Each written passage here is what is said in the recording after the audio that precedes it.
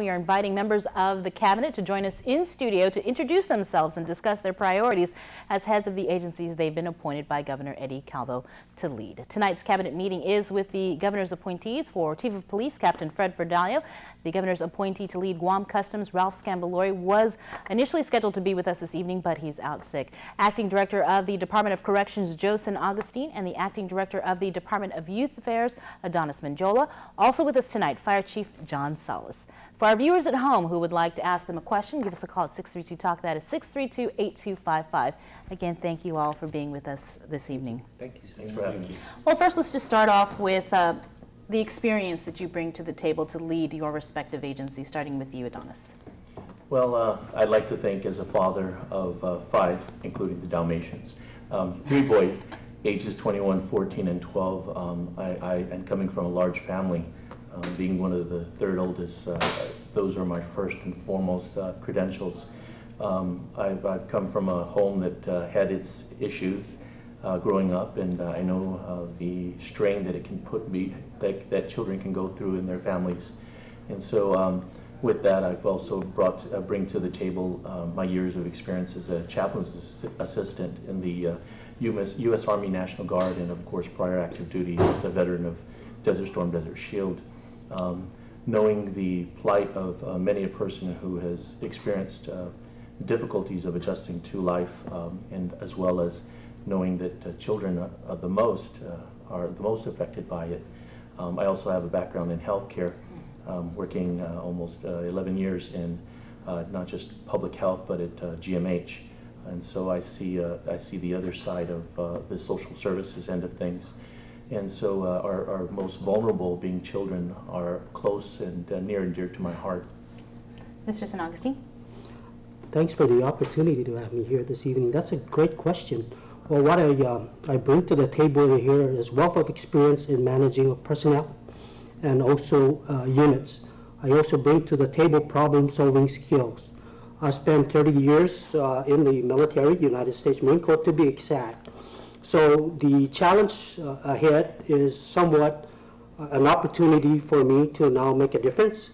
I am looking forward to do just that. And while folks think it's a challenge for me, I look at it as an opportunity to do the right thing and serve the people of Guam and this administration. Chief Salas. I bring 35 years of experience with the Guam Fire Department. I climbed through the ranks from firefighter to battalion fire chief when I retired in 1999. I've got an associate's degree in criminal justice with emphasis of fire services administration, and I bring this administration my services to render to the island of Guam, the people of Guam. Chief Berdallo. Next month in February will make it 25 years I work for the Guam Police Department. Besides working as a police officer and climbing through the ranks to a police captain, I've also had an opportunity to be a veteran in the United States Marine Corps, 7 years. I also was a Naval Reserve member for 6 years, and I also currently with the 368 Military Police in the Army Reserve. So I have about 16 years of experience in military service. And I think some of the positions I held in the Guam Police Department, heading some of the divisions like the Administrative Division, Support Division, gave me an opportunity to look at some of the financial challenges that the department has and some of the logistics that support that the police department is going to need for these next 4 years. So I believe all that encompasses of looking at the experience I've had looking at different organizations and how they have their leadership structure was beneficial, and I will be using in the next 4 years as the Chief of Police for the Guam Police Department. Well, you've all 4 been on the job for roughly about 3 weeks or so. What can you tell me are some of the challenges that you noticed right off the bat, aside from, we all know that there's financial challenges, but aside from that? Well, with the Guam Police Department, of course, one of the biggest things, of course, is there's some anxiety among the staff about, what type of leadership style I would have, because this would be a new position I would be in terms of the role I play as Chief of Police. But that, I think, was handled when I've met with the staff 2 times in command staff meetings. And I've made a change in terms of looking at where everyone is right now and all the positions of leadership that the staff are now fulfilling. So I think that's been that challenge is pretty much has been addressed, and I think now the anxiety level has lowered. Everyone now knows who I am and understands my philosophy of ensuring that the mission of the Guam Police Department is carried out. So that is what has happened, you know, in the last 3 weeks since I took the helm in the police department as the governor's nominee for chief of police. Mr. Salas? One of the biggest challenges that we're encountering right now is the fees and fines within the fire department. Since we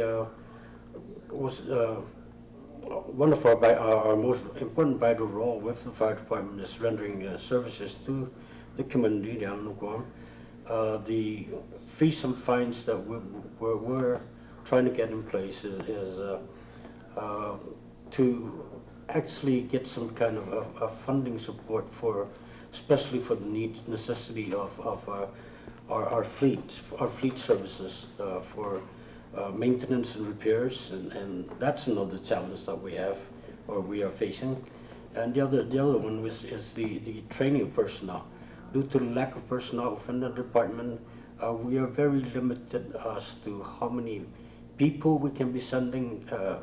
It could either be off-island or on-island trainings because of the shortage of the personnel. Mr. San Agustin? It's a good question. Very minor challenge, and I expect that it will be corrected with time. It's the unity of this organization, that the corrections. It's a department. I will pursue to ensure that each individual that serves in this department understand that this department is one, it's not two. So unity and working together as a team and letting them know as well that they will get my support and the leadership that they need in order for them to execute their duties efficiently. And I look forward to making that happen. There are other challenges ahead, and we'll take that step at a time. But more so at this time, the minor challenge that I face is letting the department know that this is one organization, it's not two, and we're here to provide security and safety for the citizens of Guam. And that encompasses the inmates and also the folks that are behind bars doing their time. Mr. Majola? Thank you very much for asking that question as well. I think we share a lot of the similar issues in our departments, and I think for the most part, morale is a concern. It is concern for the management and the teams, and of course, the reassurance. Reassurance was what they were first looking for, as far as being able to assess their needs and to meet their needs as best as possible. Given financial difficulties, training is an obvious factor. It is actually a great cure to morale, and so by virtue of the Lieutenant Governor's position as overseer of all public safety, he's given us, of course, the recipe to that, and that's to combine our training to foster interagency teamwork.